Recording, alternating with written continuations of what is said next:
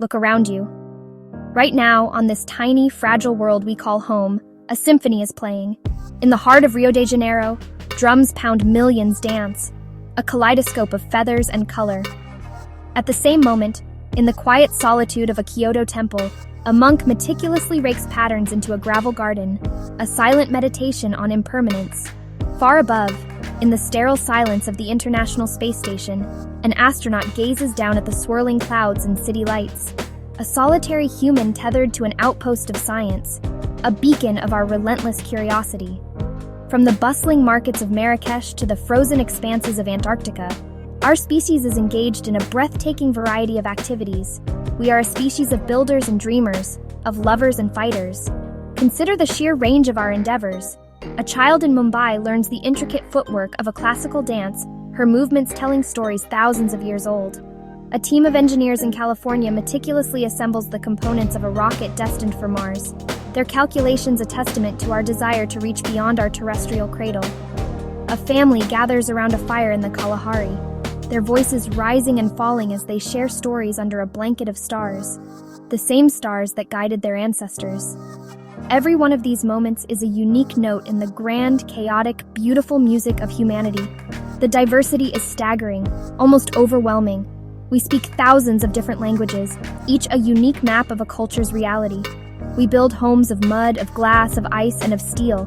Our customs, our clothes, our foods, they paint a picture of a species that has adapted and innovated in every conceivable environment on this planet. It's easy to look at this vast tapestry and see only the differences, the lines that seem to divide us into separate, isolated worlds. It's a natural conclusion. From a distance, the details blur, and we might appear to be a collection of disconnected tribes, each living out its own separate story on its own separate stage. But what if that's not the whole picture? What if beneath this dazzling, sometimes bewildering surface of variety, there lies something else? What if the differences we see are just variations on a theme, improvisations on a melody that we all somehow know by heart?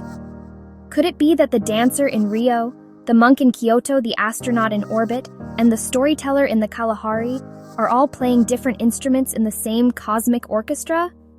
Are we all, in our own unique ways, responding to the same fundamental human score, a set of instructions written not in our laws or our books, but in our very DNA? What is the common denominator? What is the invisible thread that connects a stock trader on Wall Street to a nomadic herder on the Mongolian steppe?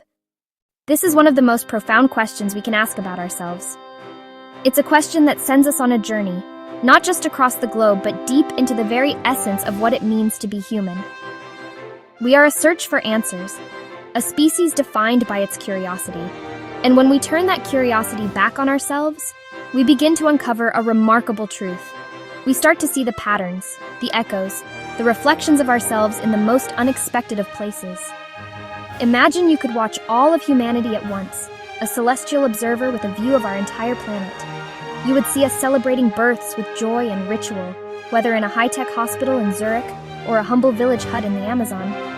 You would see us mourning our dead, our grief taking countless forms, solemn procession, joyous celebrations of life, yet the ache of loss is a language we all understand without translation. You would see children everywhere playing, their games of tag and hide and seek transcending cultural and linguistic barriers. These are not coincidences, they are clues.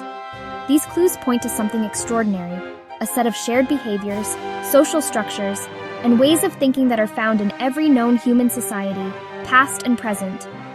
Anthropologists call them human universals. I like to think of them as the source code of our species.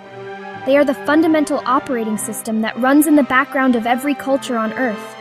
They are the deep grammar of our social lives, the unspoken rules of the human game. From our capacity for language to our fear of snakes, from our love of sweets to our creation of art, these universals form the blueprint of our shared identity. Think of these human universals as a kind of songbook. Every culture gets a copy, but no one is required to sing every song in exactly the same way. The melody might be universal, but the instruments, the tempo, the key, and the vocal style are all unique. A Tuvan throat singer produces multiple notes at once, a sound that evokes the vast windy steppes of Central Asia. A flamenco guitarist in Andalusia, Spain, furiously strums a complex rhythm that speaks of passion, sorrow, and defiance. A gamelan orchestra in Bali weaves an intricate, shimmering tapestry of percussive sound, a communal expression of cosmic balance. Take storytelling. Myths, legends, folklore. We are storytelling animals. To navigate this vast territory of human experience, we can group these universals into a few key categories. Think of them as the 5 great acts in the sprawling drama of human life. First, there is expression and creativity. This is our irrepressible need to make our inner world visible. It's in the 30,000-year-old cave paintings of Chauvet, France, and in the digital art being created on a tablet today. Dance, music, poetry, body adornment. So why does exploring these universals matter? It matters because it helps us solve one of the great paradoxes of being human: how we can be so different and yet so fundamentally the same. It's a paradox that has been the source of both our greatest achievements and our most horrific conflicts. We have a tendency to focus on the differences, to build walls, both literal and metaphorical, based on language, skin color, belief, nationality. Understanding human universals provides a powerful antidote to this way of thinking.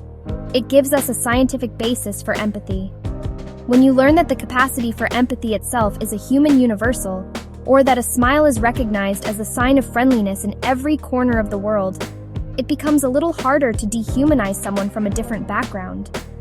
When you see that another culture's seemingly bizarre ritual is just their unique way of grappling with a universal human problem, like mourning the dead or celebrating a harvest, it transforms from strange to fascinating.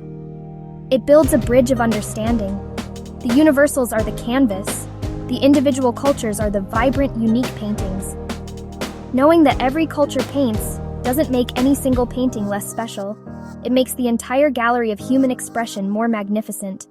Now, let's pull back. Let's get on our ship of the imagination and view ourselves from a cosmic distance. From the orbit of Mars, the distinctions that seem so important to us on Earth simply vanish. The borders on our maps are invisible. The cacophony of our languages is silent. The color of our skin is irrelevant.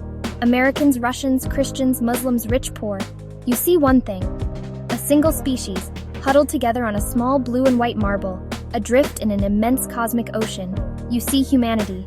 We are all descendants of the same small group of ancestors who walked out of Africa tens of thousands of years ago.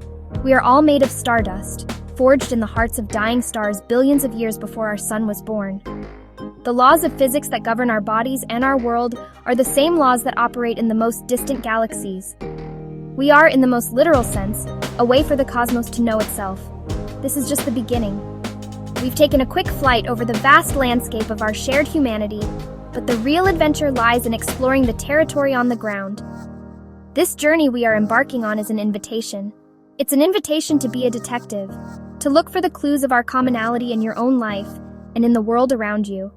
It's a chance to ask the big questions. Why do we laugh? Why do we dream? Why do we fall in love? And why, for goodness sake, does every family, everywhere, seem to argue about the same kinds of things? So I invite you to join us. Stay curious, ask questions. Let's explore it together.